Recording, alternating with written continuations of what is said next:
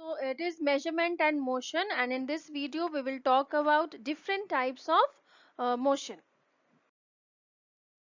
So before we start the motion, we should know what is the difference between a position of rest and a position of motion. And in this regard, we should know what is a stationary object. So any object which is not moving is called a stationary object. For example, suppose in the figure alongside we see that there is a traffic light which is at the same place and it will not move. So that is a stationary object. So if the bus is moving as in compared to the that stationary object, if it is changing place, then it is said to be in motion, and if it is not changing its place with respect to traffic light, it is called in rest position. So a body is said to be at rest if its position remain constant with respect to stationary object in its surrounding, and a body is said to be at motion if it changes its position with respect to stationary object in its surrounding. Now there are different types of motion. So first we talk about translatory motion, and the types of translatory motion are random motion, curvilinear motion, rectilinear motion, circulatory or revolutionary motion. Then there is rotatory motion, then oscillatory motion and vibratory motion, then periodic and non-periodic motion, and gradually in the coming slides we'll discuss about these different types of motion. Now looking to it, first is translatory motion. So in this type of motion, body is moving as a whole. The whole of the body is moving, and they may take different path, like it may take a circular path, it may take a linear path, that is straight path, or it may take any curvilinear path, that is any curved path.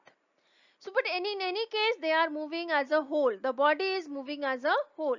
Such motion is translatory motion, and the different types of translatory motion are, first one, rectilinear or linear motion.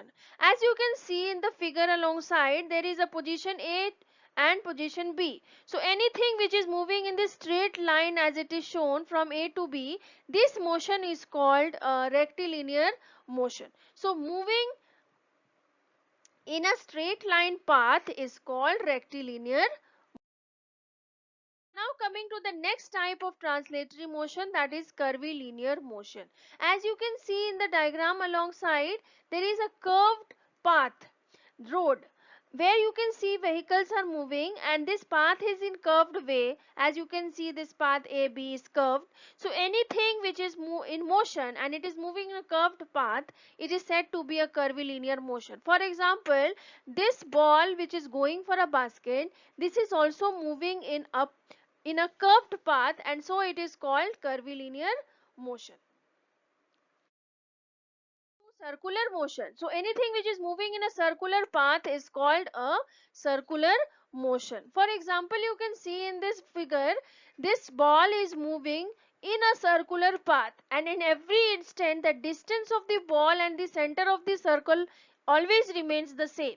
So such type of motion is called circular motion. And if it is moving in any undefined path, like it is not linear or curvilinear, or it is any random path, then it is said to be in random motion. As you can see, these red molecules, they are moving in any random path, and they are therefore called random motion. So we say that this is an example of a random motion. You can see also the birds are flying, and this is also a random motion. You can see players playing football or hockey, they are in random motion because they are not moving in a specified path. Next is the rotatory motion. It is not a translatory motion. It is a different type of motion where the body as a whole is not moving from one place to another. It is just moving along its axis. As you can see, the earth is rotating. This is a rotatory motion. If you can see this spinning wheels, which can spinning wheel that could rotate along a fixed axis, this is also a rotatory motion example. Now coming to oscillatory motion and vibratory motion. Now you can see this pendulum moving, and it is going to position C, from position B to position A, back to B and then C. Such kind of motion is called to and fro motion, towards and from. So to and fro motion of any object is called oscillatory motion. And if this to and fro motion is very small, then that is called a vibratory motion. Next is periodic motion. So motion that repeat itself after a regular interval of time is called periodic motion. As we have seen earlier, the motion of a pendulum, that is also a periodic motion example. That this child in a swing is also an example of a periodic motion. Now movement of a pendulum, motion of a child in a swing, string of guitar and movement of membrane of a drum when it is being played, these are all examples of non-periodic motion. Motion that do not repeat itself at a particular interval of time is called non-periodic motion. For example, motion of a hockey player, motion of a batsman taking run in cricket match, birds flying in air, these are also example of a non-periodic motion. So in some cases we see combination of motion. For example, if a ball is rolling in the ground, it will show rotational motion as well as rectilinear motion. And suppose if a bicycle is moving, then we say that wheels are moving in rotational motion while the cycle as a whole is moving in a translatory motion.